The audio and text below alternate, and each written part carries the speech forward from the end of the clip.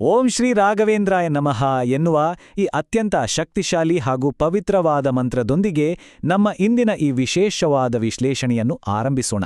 ಮಂತ್ರಾಲಯದ ಆ ದಿವ್ಯವಾದ ವಾತಾವರಣದತ್ತ ನಮ್ಮ ಮನಸ್ಸನ್ನು ಕೊಂಡೊಯ್ಯಲು ಇದಕ್ಕಿಂತ ಅದ್ಭುತವಾದ ಮಾರ್ಗ ಇನ್ನೊಂದಿಲ್ಲ ಅಲ್ವಾ? ಇಂದಿನ ನಮ್ಮ ಗುರಿ ಬಹಳ ಸ್ಪಷ್ಟವಾಗಿದೆ.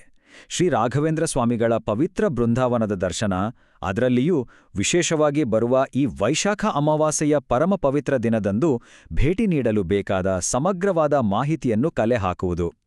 ಮಾಧ್ವ ವೈಷ್ಣವ ಪರಂಪರೆ ಹಾಗೂ ಶ್ರೀಮಠದ ಮೂಲಗಳ ಪ್ರಕಾರ ದರ್ಶನದ 5 ಪ್ರಮುಖ ನಿಯಮಗಳು, ನಮಸ್ಕಾರ ಮಾಡುವ ಸರಿಯಾದ ಕ್ರಮ ಮತ್ತು ಸಮರ್ಪಿಸಬೇಕಾದ ಕಾಣಿಕೆಗಳ ಬಗ್ಗೆ ನಾವಿಂದು ಆಳವಾಗಿ ಅರಿಯಲಿದ್ದೇವೆ.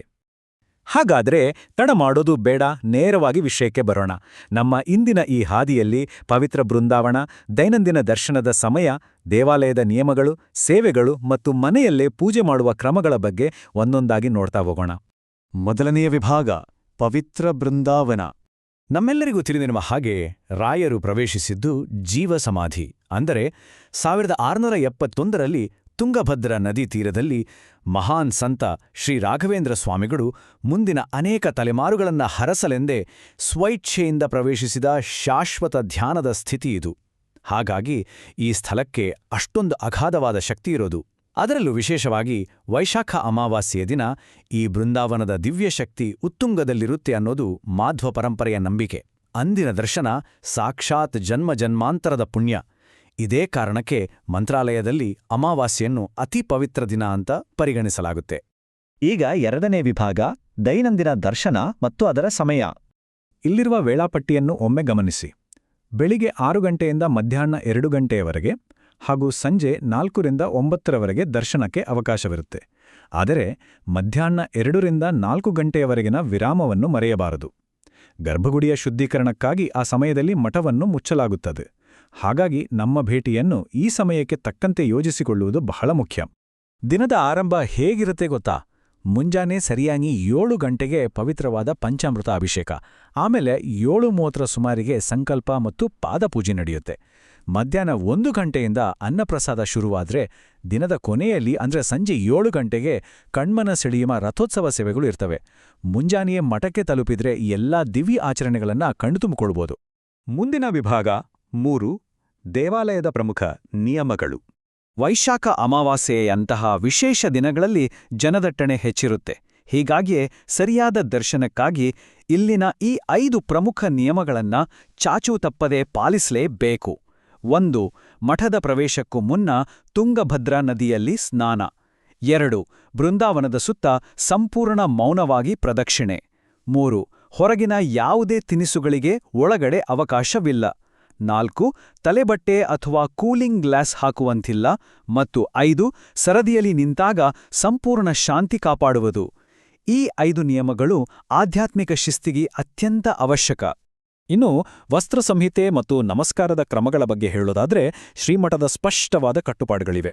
ಪುರುಷರು ಕಡ್ಡಾಯವಾಗಿ ಧೋತಿ ಧರಿಸಿರಬೇಕು ಮತ್ತು ಶರ್ಟ್ ತೆಗೆದು ಕೇವಲ ಅಂಗವಸ್ತ್ರವನ್ನಷ್ಟೇ ಹಾಕಿರಬೇಕು. ಹಾಗೆ ಪುರುಷರು ಸಂಪೂರ್ಣವಾಗಿ ನೆಲದ ಮೇಲೆ ಮಲಗಿ ಸಾಷ್ಟಾಂಗ ನಮಸ್ಕಾರ ಮಾಡಬಹುದು. ಆದರೆ ಮಹಿಳೆಯರಿಗೆ ಸಾಂಪ್ರದಾಯಿಕವಾದ ಸೀರೆ ಅಥವಾ ಚೂಡಿದಾರ್ ಕಡ್ಡಾಯ. ಜೊತೆಗೆ ಉರುಳು ಸೇವೆ ಮತ್ತು ಸಾಷ್ಟಾಂಗ ನಮಸ್ಕಾರ ಅವರಿಗೆ ನಿಷೇಧಿತ. ಬದಲಾಗಿ ಕೇವಲ ಮಂಡಿಯೂರಿ ಅತ್ಯಂತ ಭಕ್ತಿಯಿಂದ ನಮಸ್ಕರಿಸಬೇಕು ಅನ್ನೋದು ಮಠದ ಸಂಪ್ರದಾಯ. ವಿಭಾಗ 4, ಸೇವೆಗಳು ಮತ್ತು ಕಾಣಿಕೆಗಳು. ಭಕ್ತರಿಗೆ ಇಲ್ಲಿ ಏನೆಲ್ಲ ಸೇವೆಗಳನ್ನು ಮಾಡಬಹುದು ಅನ್ನೋ ಕುತೂಹಲ ಇದ್ದೇ ಇರುತ್ತೆ. ತೆಂಗಿನಕಾಯಿಯೊಂದಿಗೆ ಮಾಡುವ ಸಂಕಲ್ಪ ಸೇವೆ, ಸಂಪೂರ್ಣ ಅನ್ನದಾನ ಸೇವೆ, ವಸ್ತ್ರ ಸಮರ್ಪಣೆ ಮತ್ತು ಬಂಗಾರು ಪಲ್ಲಕ್ಕಿ ಸೇವೆಗಳು ಇಲ್ಲಿ ಲಭ್ಯವಿವೆ. ಅದರಲ್ಲೂ ವೈಶಾಖ ಅಮಾವಾಸ್ಯೆಯಂದು ರಾಯರಿಗೆ ತುಳಸಿ, ಪರಿಮಳ ಭಸ್ಮ ಹಾಗೂ ಹಣ್ಣುಗಳನ್ನು ಸಮರ್ಪಿಸುವುದು ಅತ್ಯಂತ ಶ್ರೇಷ್ಠ ಹಾಗೂ ಅಪಾರ ಪುಣ್ಯದ ಕೆಲಸ. ಆದರೆ ಒಂದು ಸಣ್ಣ ನೆನಪೋಲೆ, ಏಕಾದಶಿ ಹಾಗೂ ಗ್ರಹಣದ ದಿನಗಳಲ್ಲಿ ಈ ಸೇವೆಗಳು ಇರೋದಿಲ್ಲ ಅನ್ನೋದನ್ನ ಮರೆಯದಿರಿ. ಇನ್ನು ಇಲ್ಲಿ ಕಾಣುತ್ತಿರುವ ಈ ಬೃಹತ್ ಸಂಖ್ಯೆ ಇದೆಯಲ್ಲ, ಇದು ನಿಜಕ್ಕೂ ಆಶ್ಚರ್ಯ ಮೂಡಿಸುತ್ತೆ. ಹೌದು, ಪ್ರತಿದಿನವೂ ಮಂತ್ರಾಲಯ ಮಠ ಮತ್ತು ಅದರ ಶಾಖೆಗಳಲ್ಲಿ ಸೇರಿ ಬರೋಬ್ಬರಿ 1 ಲಕ್ಷಕ್ಕೂ ಅಧಿಕ ಜನರಿಗೆ ಉಚಿತವಾಗಿ ಅತ್ಯಂತ ಪೌಷ್ಟಿಕವಾದ ಅನ್ನಪ್ರಸಾದವನ್ನು ಬಡಿಸಲಾಗುತ್ತೆ. ಶ್ರೀ ರಾಘವೇಂದ್ರ ಸ್ವಾಮಿಗಳ ಕಾಲದಿಂದಲೂ ನಡೆದುಕೊಂಡು ಬಂದಿರುವ ಈ ನಿಸ್ವಾರ್ಥ ಸೇವೆ ಎಷ್ಟೊಂದು ಅದ್ಭುತವಾಗಿದೆಯಲ್ವಾ? ಕೊನೆಯದಾಗಿ ವಿಭಾಗ 5, ಮನೆಯಲ್ಲೇ ಪೂಜೆ. ಮಂತ್ರಾಲಯಕ್ಕೆ ಹೋಗಲು ಸಾಧ್ಯವಾಗದಿದ್ದರೆ ನಿರಾಸೆ ಬೇಡ. ಮನೆಯಲ್ಲಿಯೇ ರಾಯರ ಅನುಗ್ರಹ ಪಡೆಯಲು ಸ್ಪಷ್ಟವಾದ ಕ್ರಮಗಳಿವೆ. 3 ದಿನಗಳು ಅಥವಾ 7 ಗುರುವಾರಗಳ ಕಾಲ ಮುಂಜಾನೆ ಶುದ್ಧವಾದ ಸಾಂಪ್ರದಾಯಿಕ ಉಡುಗೆ ಧರಿಸಿ ಪೂಜಾ ಸ್ಥಳವನ್ನು ಸಿದ್ಧಪಡಿಸಿಕೊಳ್ಳಬೇಕು. ರಾಯರ ಭಾವಚಿತ್ರದ ಮುಂದೆ ನೀರು ತುಂಬಿದ ಬೆಳ್ಳಿಯ ಲೋಟವನ್ನಿಟ್ಟು 2 ಶುದ್ಧ ತುಪ್ಪದ ದೀಪಗಳನ್ನು ಬೆಳಗಿಸಬೇಕು.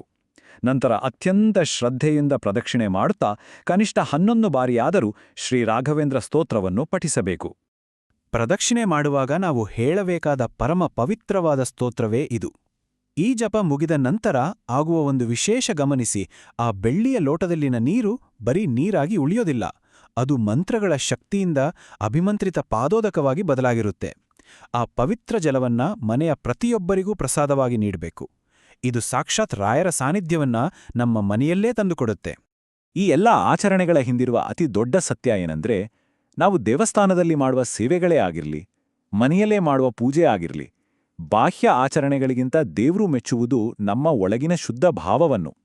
ಪ್ರಾಮಾಣಿಕತೆ, ಕಲ್ಮಶವಿಲ್ಲದ ಮನಸ್ಸು ಮತ್ತು ವಿಚಲಿತವಾಗದ ತೀವ್ರವಾದ ಭಕ್ತಿ, ಇದೇ ನಾವು ದೇವರಿಗೆ ಒಪ್ಪಿಸಬಹುದಾದ ಅತಿ ದೊಡ್ಡ ಹಾಗೂ ಶ್ರೇಷ್ಠ ಕಾಣಿಕೆ ಅಂತ ಮೂಲಗಳು ಬಹಳ ಸ್ಪಷ್ಟವಾಗಿ ಹೇಳ್ತವೆ.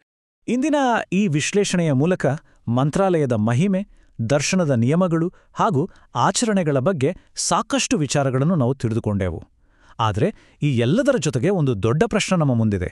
ಮಂತ್ರಾಲಯದ ಆ ಪ್ರಶಾಂತ ವಾತಾವರಣ, ಅಲ್ಲಿನ ತೀವ್ರ ಭಕ್ತಿ ಮತ್ತು ಮಠದ ಆ ನಿಸ್ವಾರ್ಥ ಸೇವೆಯ ಗುಣವನ್ನ ನಮ್ಮ ಪ್ರತಿದಿನದ ಸಾಮಾನ್ಯ ಜೀವನದಲ್ಲಿ, ನಮ್ಮ ದಿನನಿತ್ಯದ ಕೆಲಸಗಳಲ್ಲಿ ಅಳವಡಿಸಿಕೊಳ್ಳುವುದು ಹೇಗೆ? ಈ ಒಂದು ಆಳವಾದ ಚಿಂತನೆಯೊಂದಿಗೆ ಇಂದಿನ ಈ ವಿಶ್ಲೇಷಣೆಯನ್ನು ಮುಕ್ತಾಯಗೊಳಿಸುತ್ತಿದ್ದೇವೆ. ಕಲಿಯುವ ಈ ಸುಂದರ ಪ್ರಯಾಣ ಹೀಗೇ ಮುಂದುವರಿಯಲಿ. ನಮಸ್ಕಾರ.